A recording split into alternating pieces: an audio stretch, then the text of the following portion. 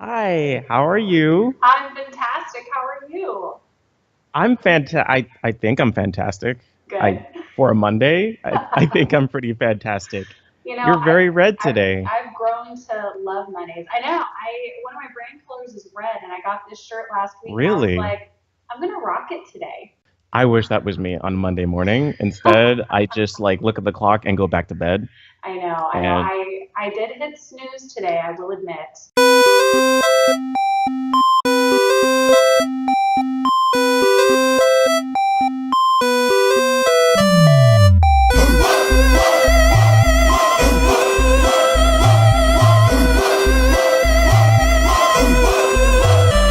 you're my first guest on Super Tangent, so right? Like, yeah, it's great. Yay! And I'm super excited. Like, thank you so much for wanting to be here. Heck Uh, yeah! yeah, that's freaking awesome. I feel validated, and Absolutely. You should. You should. I do. And what I mean, I love Visibility Vixen. I love your niche. I love Thank your you. website, your podcast rock, your blog is fun to read. You Oh, have thanks. a gifts page on your website. I I've do. never seen that before, like anywhere. I think that's Oh, marvelous. That's like thank you. totally. So like, and I read your biography. You're basically a celebrity. You're basically, you know, Oh Jada my Pinkett gosh. Smith, Holly Berry, probably have a safe full of $1 billion somewhere. What? No. So your dad raised you in California, He and did.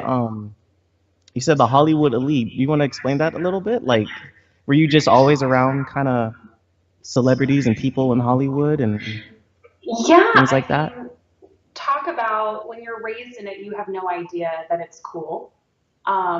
So I did definitely have like some uh, what would you call it? I really wanted to start out on film sets when I was like 6, and my dad Yeah, was like, "No, that's when." I mean, he watched so many kids grow up in Hollywood and end up very distracted or going through a lot of stuff, and so he pretty much banned me unless my mom was going to come along and we could come to set and meet somebody. And so I grew up always wanting to, but always having this huge respect, and I always felt like I had to earn being on set, that I had to, it was kind of like this pie in the sky dream for me. And so when I'd be able to go, like I remember my first time going to visit the set of Face Off and like meeting John Travolta and Nicolas Cage, and like I made them these like yeah, candy bunnies because I was 10, and you know, it was really a huge blessing, and I know that it helped me on my path in television in the future, but at yeah, the time I had no idea that it was different. right. Wow. That to me that seems so interesting because like I don't know, like I'm the only person in my family that was born and raised in Anchorage, Alaska. All I love like Alaska. you've been Oh, here? no, but I love it. I watch all the shows and everything because I think it's amazing. It's pretty cool. Well, from for being someone who lives here, TV doesn't quite get us right. I'm Like sure. I'm sure. it's a little wonky, but it's cool. And like kind of being up here and it's really a beautiful I think it's the most beautiful place on planet Earth. I really do. Mhm. Mhm. It's extravagant and especially if you like the outdoors, hiking and camping and things like that, it's perfect for that. Yeah. Um, my experience being here is really, really funky because, my wife is from Texas. My mom is from New York. My dad's from South Carolina. My brother's from Georgia.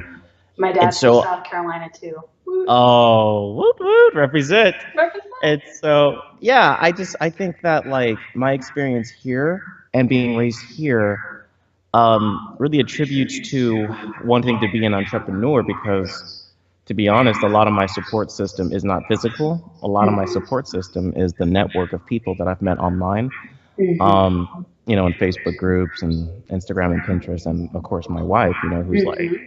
killer at what she Yeah, freaking she's does. awesome. She's pretty cool. I think I'll keep her. She'll keep me, Yeah, I should say good that. idea. Yeah. So, wow, California. You like California? Like, do you love California? California has a great amount of opportunity, so you're never bored. Yeah. Every weekend my husband and I go out and do something new, and I love that. I love the Hmm. adventure. I'm also very much a homebody, and I like my routine. Every day I'm at Yeah. the same coffee shop, the same Trader Joe's, like all of that. But Right. I was raised a little bit outside of LA in like a little horse Okay. community. So I really love that. Like I remember shoveling horse manure before we could go to like red carpet movie premieres. So a huge part of my Right. Right. heart loves that. So eventually I think we'll definitely have a home when my husband works in TV. So when he's not on a show, we'll have somewhere we can go for a month or two. But Right on. but it definitely has so many capabilities being in Los Yeah. Angeles for sure, Hmm. Right especially on. for entrepreneurs. Oh, for sure. So do you find that your support system for what you do, for your niche, for your website, for your videos, is that more, is that like more physical, or is it more digital, like with social media? How do you, like, Mhm. which do you What think do you you do? get fed off the most? Like, It's which encourage? interesting. It's for me, my biggest support is physical, but I found those people online. Okay. So that sounds totally crazy, but I literally am the person that if I am on someone's Instagram feed or on their Facebook page or whatever, and I feel like, hey, this person is supposed to be in my life and is supposed to be my friend, I'm the girl that will message them and be like, hey, so can I take you to coffee? Because I think we're supposed to be friends. Right. So Right. I've had the three girls that are now some of my closest friends that are also entrepreneurs. I met them all online, and now we get together at least, once a month to brainstorm. And that's how the cool ideas have happened. Like you saying, oh, I haven't ever seen anyone with a gifts page on their website.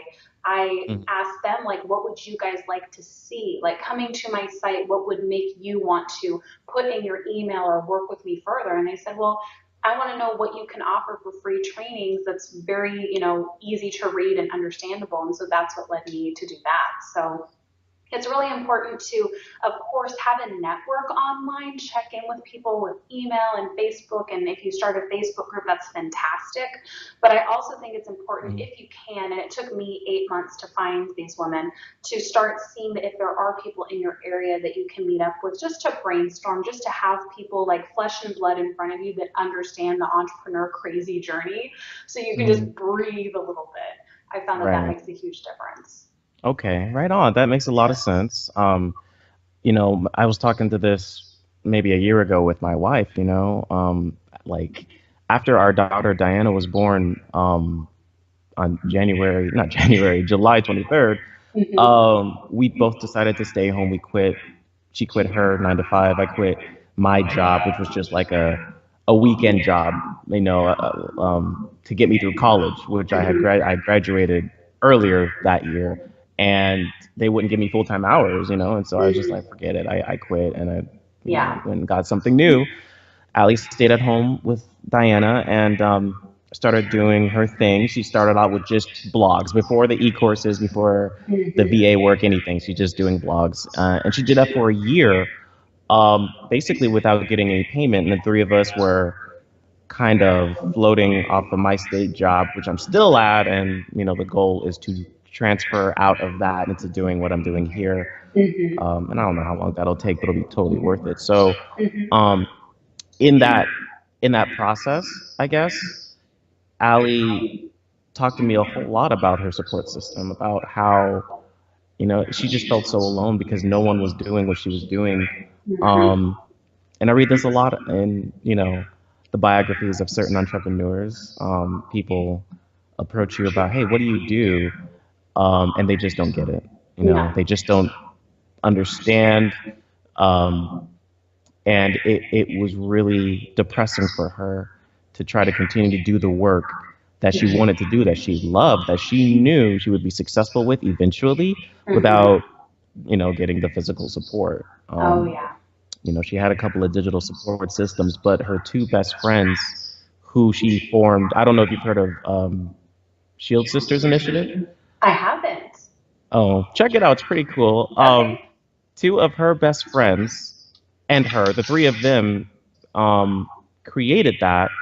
Um, but they live in different parts of the United States. They're like her two best friends, at least as far as being on an entrepreneur journey, Valley. Those are the two people she connects with the most. They talk Mhm. about personal issues. I mean, they're legitimately friends, Mhm. and it just really sucks for her because she just can't call him up and say, "Hey, do you want to come over? I'm having a bad day." Mhm. Or do you want to get together for coffee so we can network, so we can, you know what I'm saying? Anytime she Mhm. goes on a venture like this, she's practically doing it by herself. And so, Yeah. um, a year later, she's finding that a little bit of physical community. I mean, we had to dig freaking deep because Mhm. they're just not on the surface. Everyone is underground for some reason up here. And so I'm really happy because as much as encouragement as I can be, being her husband Mhm. and sort of understanding this stuff, like she's on Mhm. another level, Yeah. and she definitely needs, you know, someone who understands exactly where she's coming from, especially as a woman in the niche, Mhm. um, because being a man, I'm already sort of, I don't want to say on the outside. I'm not on the outside, but I have navigated this kind of sociologically, and I just feel like there is maybe a handful of guys who do what you do, what my wife does, what other So people true. do. Oh You yeah, it's know? definitely female dominant for sure. Yeah, yeah, Yeah. and that's cool. I think that's a wonderful thing. My last job, my last 9 to 5, the one I was in college, I worked as a direct support professional for people with developmental disabilities, and I Mhm. did that Yeah. for 3 years. And that the entire time I was there were maybe 10 guys on staff, 10 or 20, Mhm. and I was just like, wow. And so that kind of introduced me to the concept of matriarchy and patriarchy. Like I had no Mhm. idea that the business I was in was female dominated, and Mhm. but at the end of the day, it sort of, it made sense. And so, one thing that I like about Visibility Vixen is that it targets other women. You know, um, it goes for the woman who, is trying to do what you do, is trying to achieve the kind of success that you have and do what they love. No one wants to work forever in a job they hate, you Mhm. know, and that's kind of a huge reason people like me want to leave their 9 to 5s. I hate my job. Mhm. I'm not afraid to say it. I've Mhm. told everyone, and I work hard. I go there, I work hard, Mhm. come home, I'm wiped out. I'm like, that's so, it drains me. Whereas doing this stuff with you, doing my podcast, doing my blog, helping my wife with her stuff, that invigorates me. I Yeah. love it. I love it. And, Yes. you know, That's awesome. Well, and it's just, I want to yeah. speak to the point that you mentioned before because we all start out as entrepreneurs and feel completely isolated, like no one else is doing this, and the only people you can find online that are doing it are making millions of dollars. And Yeah. it's really important to, if you feel a need, whether it be you need a community or you need motivation every day or whatever, if you can't find it, make it. Right. So you're doing that with this podcast. That's how I started with my podcast. I Yeah. followed other people's podcasts, like especially Entrepreneur on Fire and those kinds of like big ones. And I thought, I Mhm. really like that structure, but like, how about what is tangible that I could get little bits of advice every single week that will actually lead to a result of me having a more successful business? And Yeah. so that's why I started my podcast. And so you'll notice that most of the guests that come on, there's like, here's the one actionable thing you can do. That's what I try to Mhm. point everything for because I couldn't find it in the environment. And so that's why what you guys are Right. doing is so great. So if you have any place where you're feeling like no one has this available, make it. It's just as easy as Mhm. that. It might take a little bit more work, but chances are if it's put on your heart and it's a huge need, it means that it's a big need out there and people need that as well. Hmm. That's pretty huge to hear because I took one of John Lee Dumas's courses for Mhm. podcasting, from EO Fire. That guy's he's a genius, Oh, right? he He's is. he's he's It's incredible. ridiculous. I know. Yeah. I Crazy. hate the guy because he's awesome. Totally. You know, He's a great guy. He has a good heart, and he's just passionate about what he does. You could tell it just pours out of him. You could hear it in his voice, Hmm. and yeah, creating something original, creating a solution to a problem that people have. That was Hmm. one of my biggest problems. And I'm not still totally sure that I've really niched it all down. I think I'm definitely getting somewhere. I'm definitely digging a little bit quicker and a little bit stronger than I was Hmm. before on that. Uh, but that is such an interesting process. It takes a lot of research. It takes a lot of seeing what other people are doing, have done, how successful they've been at doing it, Hmm. and then kind of getting over what John Lee Dumas refers to as imposter syndrome, You're where gonna you just have it feel, every freaking day of your life as an entrepreneur. mm-hmm, Like every yeah, freaking day. yeah, and I hated it. I thought I was so confident in what I was doing that Yeah. it would, nah, no, yeah, whatever, bro. I'm not, I nah, bro. I'm not. know. And it happened on January 14th. Hmm. I went to work at 8 a.m. I don't even know what I was doing, and I just felt it. I was like, I can't do this. The launch was the next day. It was the 15th. Hmm. And the 14th, I was like I'm freaking out. Like, no, this was such a bad idea. Everyone, and I like made a list in my head of everyone that's doing what I'm doing better, and like I was freaking out. I was like, dude, he was spot on. And so when I texted my wife, she just said, "Stop, stop. You're gonna Hmm. do this." I was like, all right, I It's guess like, I'm gonna do okay, it. are you done? I say that to myself all the time. Okay, Michelle, are you done? Because Yeah, just because other people are doing it doesn't mean that you don't have people that desperately need to hear what you're saying. It's like while I was listening to you absolutely. talk, I was like, holy moly, like the whole platform for your podcast and your audience should be, whatever the name of your podcast is, and then for the entrepreneur trying to dig themselves out of the 9 to 5. Like, Hmm. bam, there's your whole audience, right? That's And it's right. That's exactly right. your pain point. And that's what I think is so brilliant is that we come in it at imposter syndrome because we think that we don't have a specific ability to help people exactly where they're at. But your Right. target audience is usually always the person that you were yesterday or last month or 3 months ago. And your job is just to give them an opportunity to climb out a little bit faster than you did, right? Right. So Right. I think that you're exactly on the right track. And I do on my podcast episodes called Family Circle. And Mm, we did a whole episode on imposter syndrome because no matter if it's mm, me as an entrepreneur, my husband is a camera assistant, my dad is a director, or my mom who's, in her 60s and bringing out her first like series of children's books, like we wow. all deal with it no matter what age we're at. And that's what's so great about what you're doing is being like, hey, I felt like an imposter. You're going to feel like an imposter. It's Yeah. okay. It doesn't mean you're not gifted. It just means that you're a human being. And Right. entrepreneurship is weird because, yeah, I'm here running a podcast for my business and then I'm going to the coffee shop in my pajamas. So it's Right. very strange. It's not like acting where you're going onto a movie set in front of hundreds of people. It's Yeah. it's a very strange world. But that's what's so cool about it. Yeah, I really enjoy it, and I noticed that a lot of, and I wrote a few blogs about this, but like Mhm.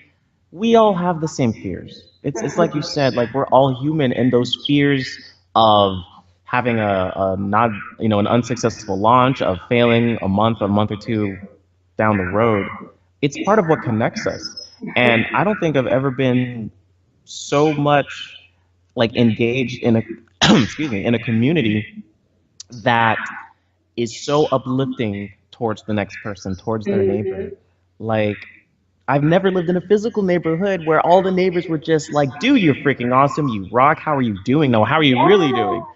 Like, and I get that being an entrepreneur because we're all tripping over the same rocks. We're Mhm. all climbing the same ladders and we all get hurt by the same stuff. We all face the same failures. And that's so cool because we can all have, a billion different people can have a billion different niches Mhm. and yet all face the same exact troubles. And we can hold each other, hand in hand. and kind of walk together through it. And I think that's just That's so cool. awesome. I've never been a part of a community like this. So, It's like you true said, because it's like you made $1,000, yay! You lost mhm. $10,000 because your launch failed, yay! Like it really doesn't matter because even if Yeah, something's a failure, you learn something, you try something different, and it's successful next time. I that's right. 100% agree. It's an amazing community. Yeah, I love it. And Mhm. like, I think I said this probably on my, I've only had 5 podcasts, and the fifth one just launched like early this morning at like 2 a.m. because the computer was being stupid. Mhm. But I think I said this on the second or third podcast, was just like, I don't, we can do this. It's just that simple. We can do this. And I know a lot of podcasters, people who like primarily are doing podcasting, they're not going to make a lot of money the first couple of months, maybe the first couple of years. Mhm. And so podcasting has to become more than just a hobby. It has to become a art form. Yeah. It has to become a craft. And, I think that needs to be applied to kind of every little thing that you do in life anyway, but especially for something that you eventually do want to monetize. Mhm. Um, like we were talking about earlier, doing the research and solving problems for your niche down audience, finding out who your audience is. What do they want? Mhm. What do they have a taste for? And what actually like solves and fixes their problems. I think that even without kind of the financial aspect, this is fulfilling. You Mhm. know, Mhm. of course, the question is, we have real world bills, we have real world families, husbands, and wives. Like, how long can we really keep this up, pouring so much time and energy into it when we're not getting a return on our investment? Mhm. But one thing that I also learned from John Lee Dumas too is just that, and watching him and Gary Vee and all these other guys, it's just like, don't do it for the money. The money will either come or it won't. Mhm. But if you're doing it for the money, you're doing it for the wrong reasons. That affects your behavior when you're actually investing. And you'll want to hold back because you're like, I'm probably not going to get a return on this. Mhm. And so Money needs a mission. yeah, no doubt, no doubt. And so like, I basically like my launch was like really, really weird. This is the first time I've ever done this. And like, Everyone's I didn't launches have, are weird. Mine was terrible. Like, was it terrible? No oh my way. gosh. Well, I started it out. I didn't have a big list. I didn't have a big audience. Like, it definitely Yeah. wasn't anything. I literally was a part of a course and I got maybe 3 out of 7 modules in. I was like, ugh, I feel like they're doing this all the crazy expensive way. So I started researching myself and I figured it out and put it up there, but it's taken time. But what surprised me the most about my podcast is that I didn't have anyone say no. Like there Mm. were these big people that I admired, like drooling admired, like Mm-hmm. Adrian Dorson and Melissa Farr and Mariah Cause, like these $1 million money makers. And I'm emailing them saying, this is my show, like go to this webpage and check out the mission statement. This is why I think you'd be a great fit for it. Let me know. They didn't ask me what the numbers were, what how many subscribers I had, any of that stuff. I think maybe one did, and they Mm-hmm. all came on the show. So that proves that it wasn't essentially like, oh, is this a money making podcast that I want to be interviewed for? It was the mission. People loved the mission of Right. the show, and that's what changed everything for me. It's pretty amazing. When I think back on it, I'm like, how the heck did that happen, right? Right. Totally, dude. I think, oh my gosh, and that's so cool too. Like stepping out of that fear of, you know, acceptance, rejection. It's like you will meet people who appreciate the mission and understand the mission Mhm. and and will support your mission Mhm. without asking for anything in return. And if one thing that I've learned from this community is that a lot of people don't ask a whole lot. We're selling our e-courses, we're selling our ebooks, we're selling, our webinars where you're going to learn, learn, learn, learn, learn. But what I've learned is just to give first, right? Mhm. And you're going to receive something too. My wife was telling me yesterday about Twitter. And Mhm. I just got a Twitter. Like, I don't like Twitter. I've avoided it for a I billion know. years. I know. And, as a marketing tool, especially when Super Tangent launched, and at the time I only had Instagram, like, so that was it. And I didn't even have a Facebook. I just had Instagram. And so after I got Twitter, which was like seriously 2 weeks ago, she told me for your posts, use Buffer, and here is the secret, the 80/20 rule. And I was like, what the heck is that? That doesn't tell me anything. She was like, 80% give for free. Other people's stuff. Give, give, give. Make sure they get traffic. Make sure you're exposing who else is out there, that you're supporting whoever else is out there. And then 20%, your stuff. Yeah. They'll come. They'll come. And I don't know if that's everyone's model, but as far as scheduling for Twitter, I think that's genius. I think that is extremely selfless, um, which is something. I mean, I've met very few entrepreneurs who talked a lot of crap but couldn't back it up, right? So if you're on that level, like Gary Vee, I love Gary Vee. He talks so much smack, He's but he so can back good. it up. He has the numbers, So he has the good. team, he's great, right? But everyone else, there's just this humility that I love so much. I think it's the sexiest human trait ever. Confidence and humility. And I really think being successful in this business, it really takes a healthy amount of both and a healthy amount of community. Like, man, I'm only a month into this. Like tomorrow, it will have been a month since launch. I'm learning so much stuff about all these acronyms that used to make no sense to me before, and all these like Buffer, all these scheduling tools and all this stuff. And Avier, is that how you pronounce it? Avier? I have AVR? no idea how you pronounce it. I think so. I think I've been saying Evier. I don't know. Eve, I just Avier. transferred my podcast onto video like last month, and because I was like, Yeah. okay, this is ridiculous. I can't be everywhere I want to be if it's not on video too. And so Right. I tried Pamela, I tried everything, QuickTime, all that stuff. You can still do that, that's fine. But when I tried eBay and I saw the quality and I saw this like Uber nerd on YouTube going through everything and I saw how clear the picture was, I was like, yes. So This is it. it's worked great for me. You'll have to let me know if you like it. I like it so far. It's super simple. It's just open it up, press record. And that's it. That's it. If you can't do that, then like, what the heck are you doing with your life? So, I have a few questions about Visibility Vixen, just because, like, what's next for Visibility Vixen? Like, I feel like for you, this is a long haul kind of thing, Yeah. So for 2017, new year, yay!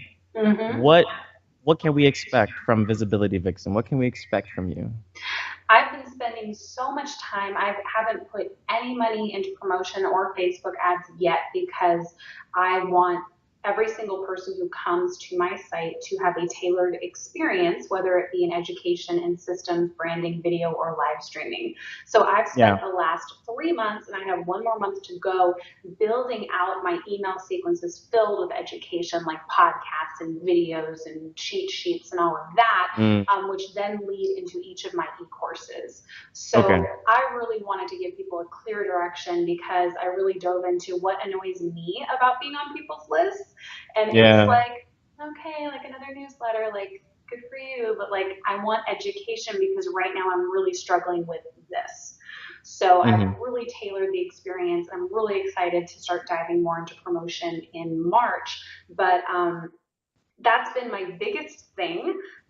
The podcast is doing well, and so I'm excited. Now I'm doing monthly themes where, like, hey, all my guests this month specialize in video. All my guests this month specialize in systems. And that's been really fun. I feel like that's been much more actionable. And so what I'm transitioning into in 2017, now that that model is pretty set, is going to be in-person events and workshops and all of that stuff, and starting to get into public speaking. So that's been really exciting and definitely one of my goals. But it is, it's a lot of work. It's a one-woman show right now.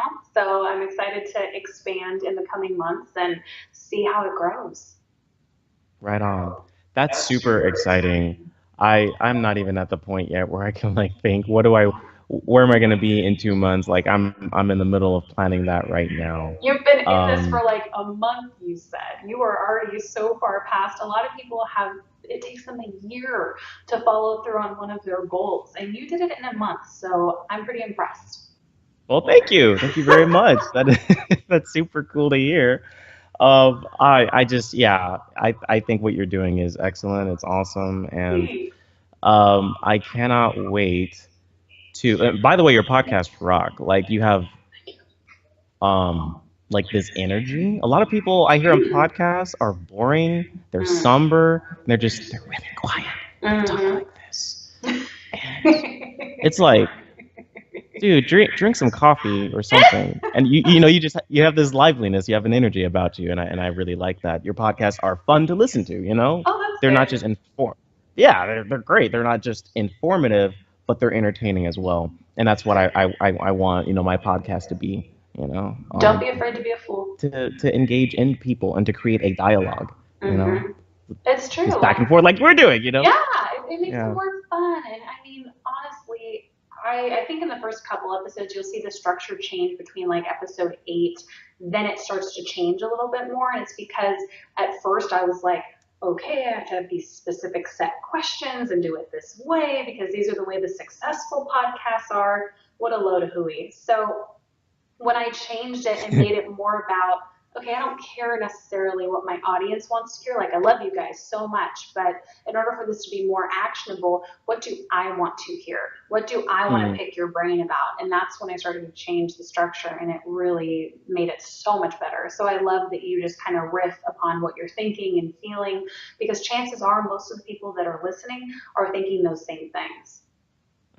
And that's kind of the hope too. It's not using my podium to to be to kind of look down on people and say and talk to them. The idea is to bring them up on stage with me Mm-hmm. and have a seminar and have a discussion and get them involved. I was having lunch with a friend last week. His name is Josh, and he just has a brilliant mind and a great heart for people and for business. And yeah, and I was just telling him that like I don't like sounding like a robot. Like when I receive automated emails sometimes from people I've subscribed to, they seem very cold and they don't seem personable, Mm-hmm. and that's something that I don't really want to do. And yeah, that I don't feel like that's engagement. I don't feel Mm-hmm. like that is the first step to opening up the door to a dialogue, a bilateral covenant. It's like I don't want to just talk at you. Yeah. If I have something to teach, then yeah, like let me teach you and listen. But I also want to listen to you. I also want, like you were saying earlier, like what do you guys need? What do you Mm-hmm. want to see from me? And Exactly. so that's one of my biggest things that I think I need to continue to work on and devise ways to navigate that so that I can finally get it right, because Mm-hmm. that would just make me really happy. I don't want to just be an automaton robot serving a bunch of automaton robots who just receive my stuff because they thought it was cool. Like I want people to care, and that begins with me genuinely caring and genuinely giving um, my resources, because I think there is a spiritual investment in that. It just feeds your soul when you're around people who love you and support you, um, not just because you're doing cool things or not just because you're making money, um, but because you're a human being, and that's Mm-hmm. I want that to be all it takes. Mm-hmm. It's so true. So I mean, so much of, because you hear now, like I trademarked Visibility Vixen 8 months ago or whatever, but 2017, everyone's talking about visibility, visibility, visibility. It's like, yeah, crazy addiction online right now. And unfortunately, a lot of people think that that means copying everyone else's business model. yeah, Okay, so what's Shalene Johnson doing? Okay, she's on a podcast and she's live streaming and she's twittering and she's doing this. So I got to do all of this and I have to do it perfect and I have to do it right now and I have to talk like she does and say the same points that she does. And it's right, totally right, missing the point. Certain people are much more visible because they understand their mission on this planet. They understand their number one gift. They know in their gut how they are meant to execute it, and that's the system that they Hmm. follow. And that's what I try Yeah. to tell people is don't do exactly what I do. You're welcome to copy like my systems or whatever to help you on the back end, but your brand, your visibility, your video has to be so different, not only to get attention, to get sales or blah, blah, blah, but Hmm. to reach Right. people with that message. That's what's so important. And that's the little key that people are missing this year, why they're not seeing the traction in their live stream or videos or feeling, held back or whatever. It's because they're trying to copy. They're not really digging into what their specific purpose is. Right. Right. I totally feel you on that. And, I'm a graphic designer. And so Awesome. yeah, I have a huge visual eye. And one thing that just really bothers me, I mean, this is totally, visual stuff, but Mm-hmm. it's when you have a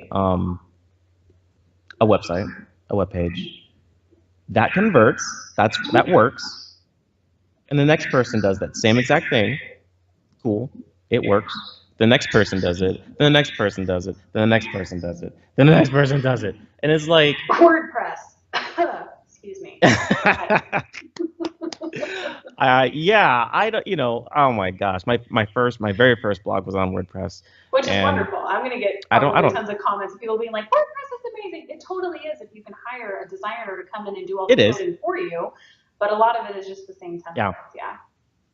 yeah, absolutely. And it's just like I gotta try something different. And so like Mm-hmm. I do believe in um modeling yourself after someone who has it made, after Of someone who course. works. Mm-hmm. At least 75% of the stuff that I've done um, during launch is what John Lee Dumas said worked for him. Mm-hmm. I know I'm doing a weekly podcast. I'm not doing it every day because I'm not crazy, Oh, I know. but That would be exhausting. yeah, oh my gosh, like, do you sleep, man? Um, but you know, it is really exciting and it works, and I like to see that sort of systematic diversity when your setup isn't exactly the same, your navigation is not exactly the same, your e-courses and e-books aren't exactly the same. And Mm-hmm. one thing that I found, especially having a super tangent on Pinterest now, one thing that I see a lot of pins that lead to certain links that pretty much say the same thing, but then when you actually click on the link, the article is written in a completely different style on Mm-hmm. a wonderful, beautiful, just visually um, like captivating template. Mm-hmm. There's just these things that, and usually has a different answer to the question that all of these pins have. Mm-hmm. So if someone is looking for what is the best time according to your time zone to post on Facebook, Mm-hmm. and you'll have a million posts that say that, right? A million pins, and you click on each one, and what I've seen is that everyone has a slightly different answer. Everyone Mm-hmm. writes their answer slightly different, and I Mm-hmm. love that. I love that because that just means that the questions, people are going to keep asking questions like that. Every generation, every new person, no matter what age you are, if you're 17, 20, or you're 50 and you just want something to do, you can get into this. Mm-hmm. um, Everyone is asking the same questions, and you will find a billion successful answers written by people who really know what they're talking about and don't want to be exactly like the last person. Mm-hmm. When you do that in anything, when you do that in art, when you do that especially in music, when you do that in film, you um I don't know. I just feel like you're kind of pooping on the craft. You're pooping on the art of Adding to the originality and pile. uniqueness. Yeah. And it smells pretty bad. So, and like you said earlier, I really like what you said. You said just because you're not the first person to do it doesn't mean it's going to be successful.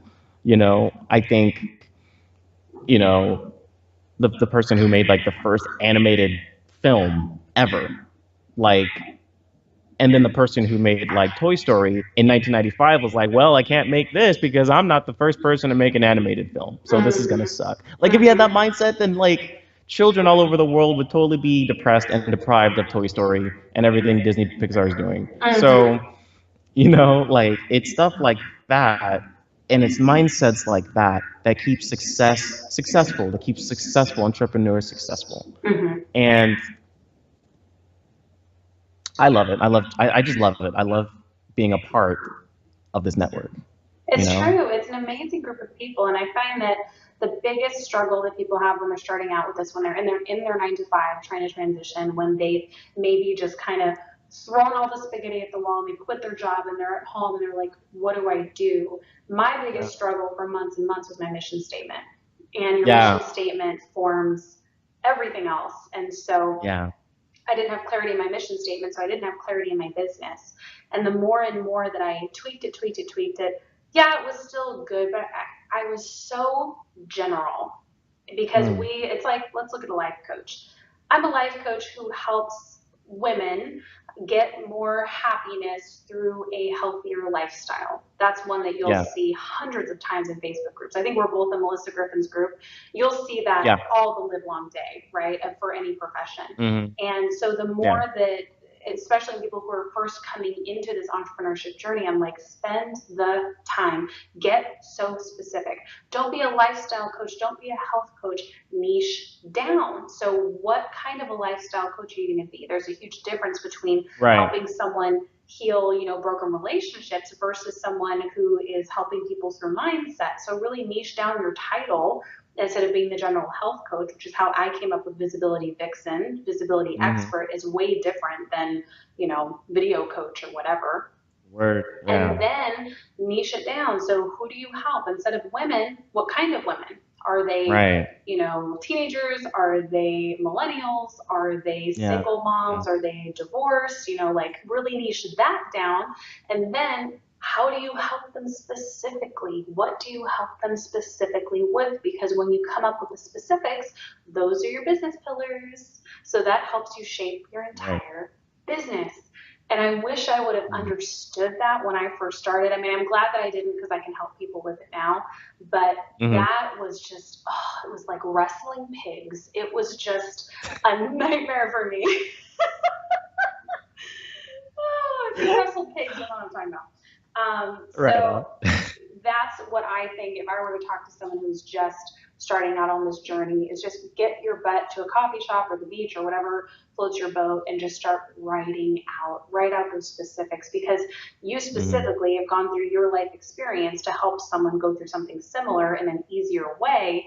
So what does that look like? And that's when I was able to come up with the pillars for systems, branding, video, and live streaming.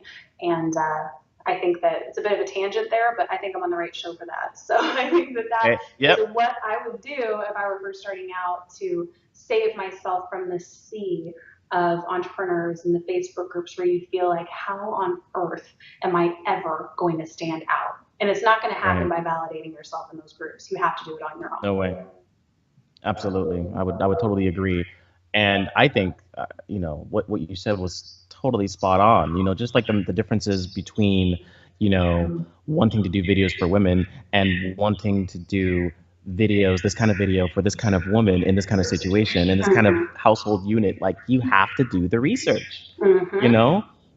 It will always pay off, but you just got to do it. Yeah. Uh, that's one of the difficulties that I found, I think, with Super Tangent and it's one of the things that almost caused me to delay my launch was not being able to niche it down so much that I know exactly the demographic. Like if you ask me, like, who's your avatar, I'd be able to give you a general idea, Mm-hmm. and I'd be able to even be a little more specific than just general. But doing 5 podcasts and thinking about this really late last night, I thought to myself, I need to niche it down just a little bit more. And so I think that's going to be my goal for February, is to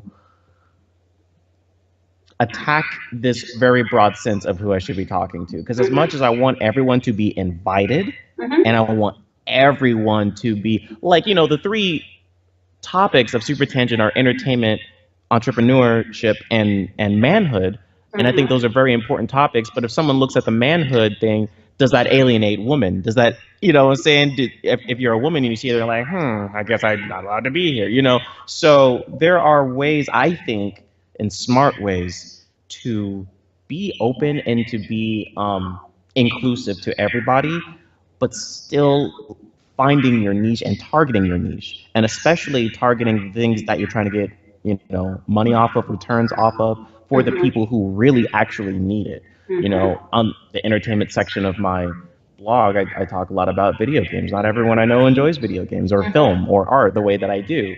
You Mhm. know, with entrepreneurship, you know, it's kind of the same thing. A lot of my friends, you know, that I grew up with, who love gaming, who love whatever, I'm trying to get them like where you are, where we are, where Ali is, and Mhm. by getting them to listen to the entrepreneur podcast, the getting them to read the entrepreneur blogs.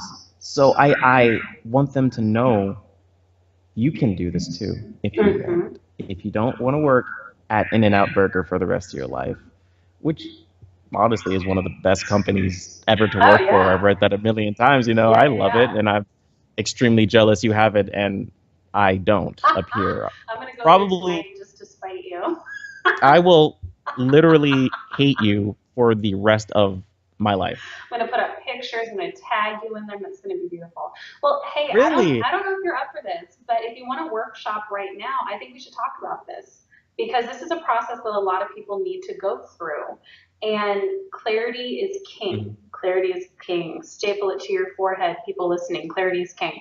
So, in terms of what Clarity you're is talking king. about, you nailed your avatar right there. I mean, Mm, you're really helping people.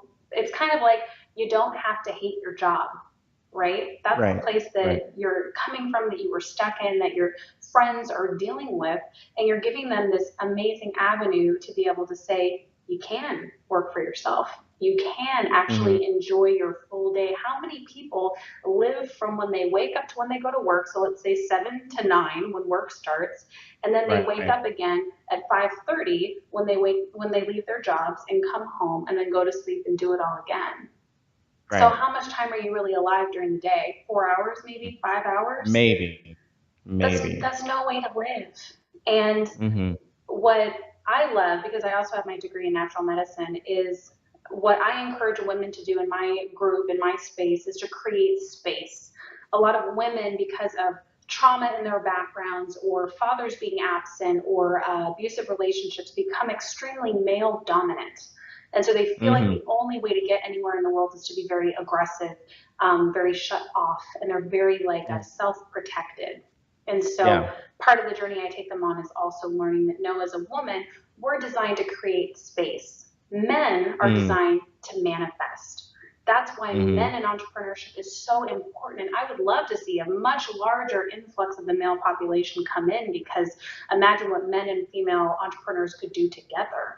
So No doubt. if that is on your heart, my goodness, no one else is doing that. Like, go for it. And, because Yeah. it's true for women entrepreneurs too. They need to know that there are men out there that can support them in this, that are going to really work into their identity and what they can provide. Like, that's huge. Like, please, Hmm. like, help men feel that they can be Hmm. empowered in this direction because society right now is all about taking away your power.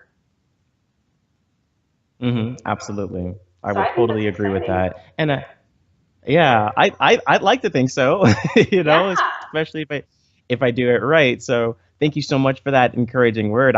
You know, you're telling me a whole lot of things that I didn't know I need to hear until after you said them, and that is definitely one of them.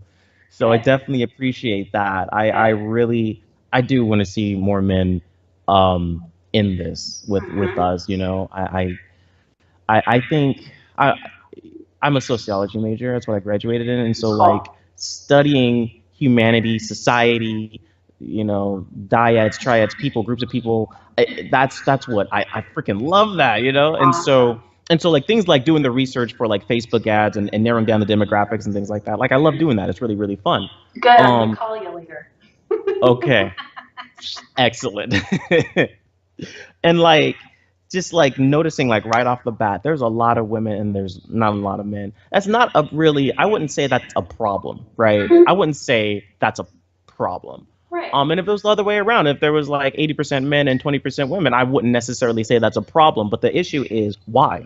Why is it like this? You know? And that's the kind of question that I want to ask myself. I want to ask, what is it about men? Are we invalidated by being a part of a female dominated area of business? Do we feel less than?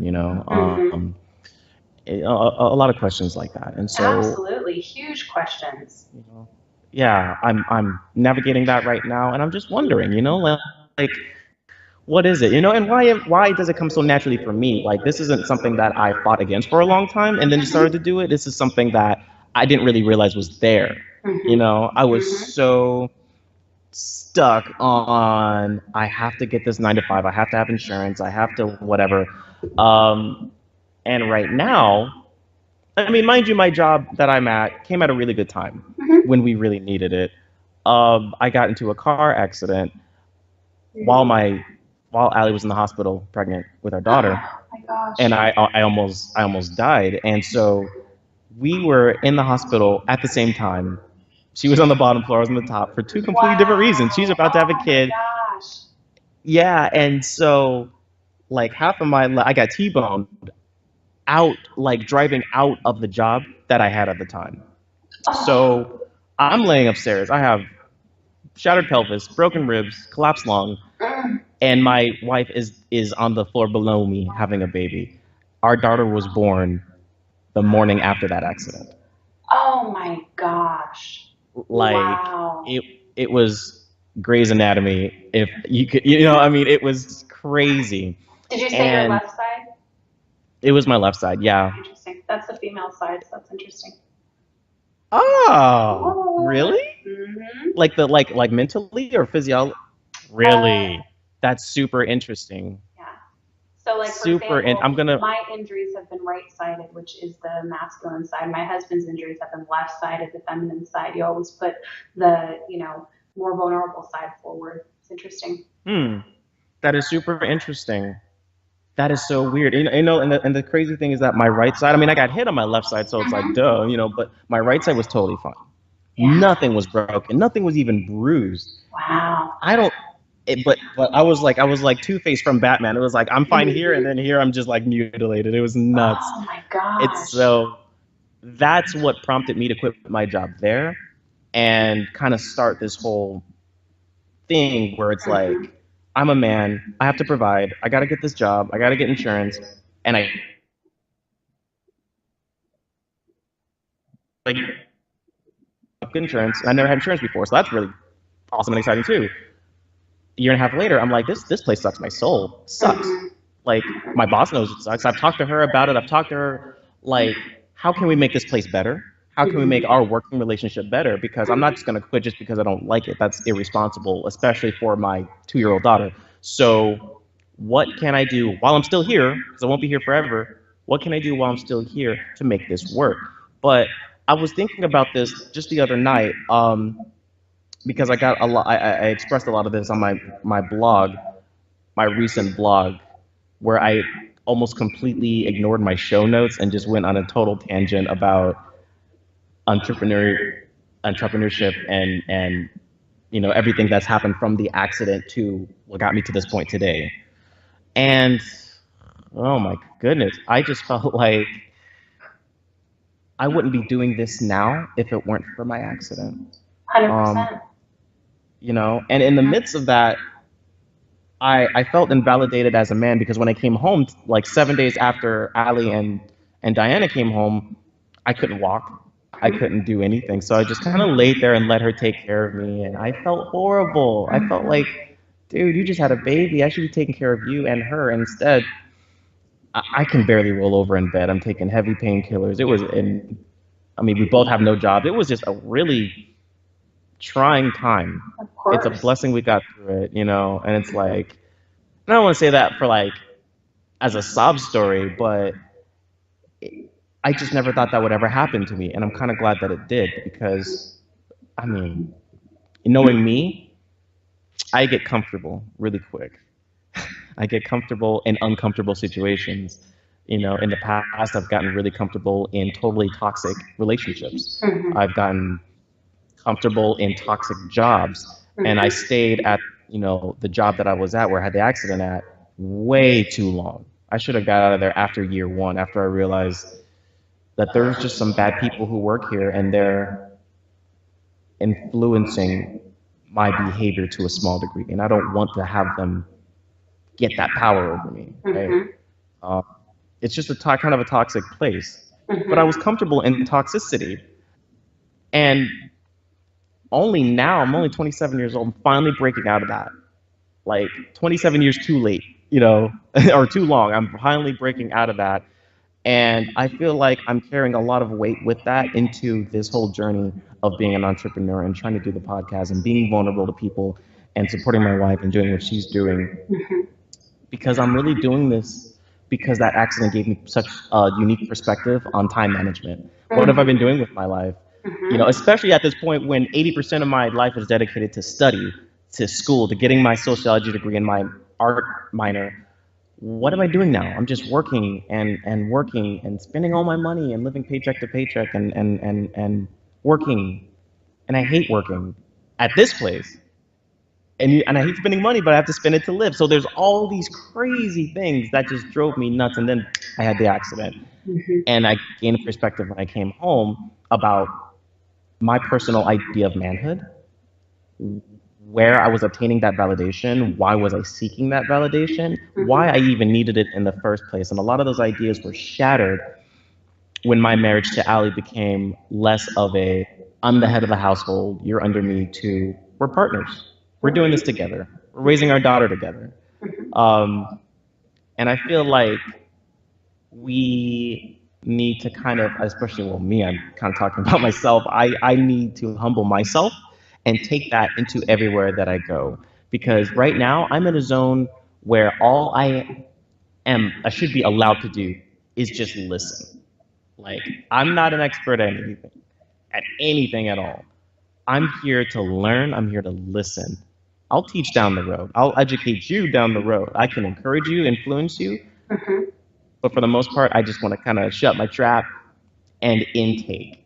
And the more I intake, the more I learn to intake, the more I can give back in a positive way, in a healthy way, right? Where I can talk to you as an equal, as a partner, man, woman, teenager, adult, senior citizen. I can talk to you like an equal and not like I'm better than you because I know stuff. I don't know. Mhm. I come into this thinking I don't know anything. I'm just doing it. I'm just Mhm. doing it. And so it's scary because I don't know. I'm just not. I don't know what I'm doing. I'll just say that. Well, I don't think A any of lot. us have 100%. I know exactly what I'm doing. I mean, for me, I go to the coffee shop every morning. I'm a huge believer in God, so I listen. I spend about 20 minutes listening for what He wants me to do that day. But I also have a very traumatic upbringing. I had multiple organ failure at 22. Mm, I wasn't supposed to live.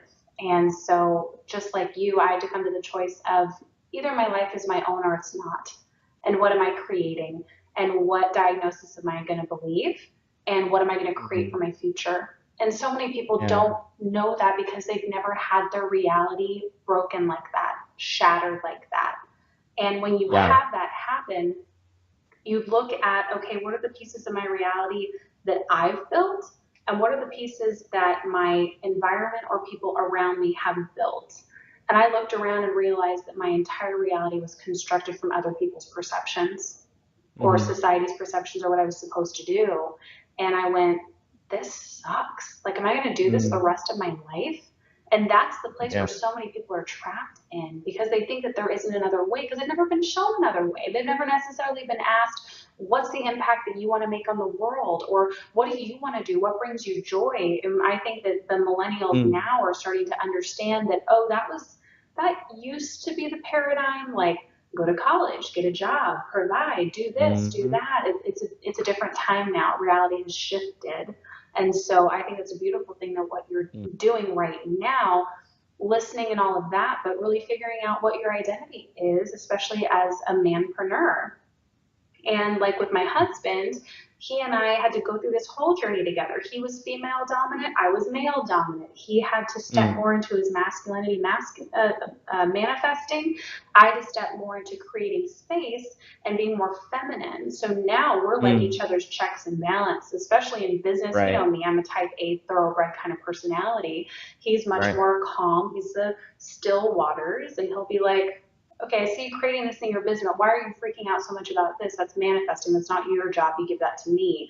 So it's Mm, those kinds of interesting checks and balances that people don't know. They don't know this in yeah, relationships. They don't know this in business. So it's a huge need. Please, please, please be that voice for these men as you go on this journey of self discovery, because they're going on it too, and they have no leader to look to help them go, okay, well, how did you do this? How did you do this? mhm, Like, how did you go into a Facebook group that was almost completely female and stand out? Because now we're in, I don't mean to generalize, but I hear a lot mhm, like, oh, it's a patriarchal society, da da da da da da. And I'm like, what are you doing yeah, as a woman? You're making them feel yeah, completely ostracized. That's not starting a conversation. So, how as a right, man do you go into these groups as an entrepreneur, supporting all the women there and being yourself with what you have to offer? Huge. yeah, I'm excited about it. yeah. Thank you very much It's for going to be saying amazing. that.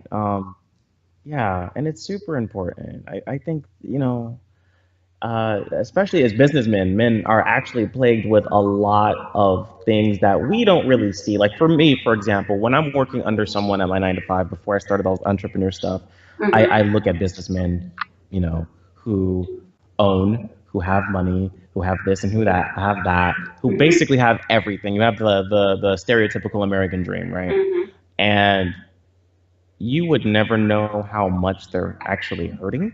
You would never know how actually broken like they really are. And you wouldn't ever actually know like what they're doing for themselves that's healthy. You Mm-hmm. know, the one thing that I love the one thing that I love most about my current job is that I've never been at a job that promotes care the way that it does. How are we taking care of ourselves as women, as men? Mm-hmm. How are we creating that space? How are we manifesting, like you said? How are we being leaders and navigating society not as a troll or a snake, but how are we being positive? How are we setting the model to serve others? I'm a Christian too. I think that's one of the most important things that we can do is Mm-hmm. set that model for other grown-ups, not just our Mm-hmm. kids, but for other people who just Mm-hmm. weren't raised in that situation. A lot of us were raised in broken homes and broken relationships because that may be Mm-hmm. all we know. So now that we're in college, post college, trying to do something radical with our lives, we're going to need more male and female leaders, not just followers, you know. And I noticed that the best leaders know how to follow. The best talkers know how to listen. Mm-hmm. So, like you said, it's a dialogue, it's a conversation, it's a two-way street, Mm-hmm. and the doors to that have to always be open. I think everything that you're saying, everything that you've told me in the audience is absolutely spot on and magnificent. And I actually have to cut it off now because my wife just came home a few minutes ago and I have to go. I know. And I just looked at the clock. I was like, holy crap, we've been talking an hour. Awesome. I know, like that's dope. Like I feel like this it was really natural. It wasn't Yes. like super forced. I'm not reading cards, and Yeah. and so I would love. Thank you so much for your time. I know you're super busy. You have a billion things to do. No problem. Just thank you so much for doing this with me. I will find some way to compensate you. I promise it Oh will my be my gosh. honor, my pleasure. Oh, whatever. I will do it. I will do something for you, and I will. It will be wonderful. And if you're willing, I would love to do this again. Anytime. Anytime. I'm so Sometime down excited the for road. you when your wife was reaching out on Facebook and asking for guests for you and stuff. It's exciting for me because I've been there. I know what Yeah. that's like. I know nerves, I know the anxiety, and so supporting other people that are doing their podcast to express their voice Yeah. is so needed. And I wish you so much success. And I think it's going to just be an incredible experience both for you, your guests, and your listeners. So go out there, be creative, bring some more clarity to your business today, and I will see you guys next time. All right, I'll see you next time. Have a good day. You too. Talk to you later, Justin.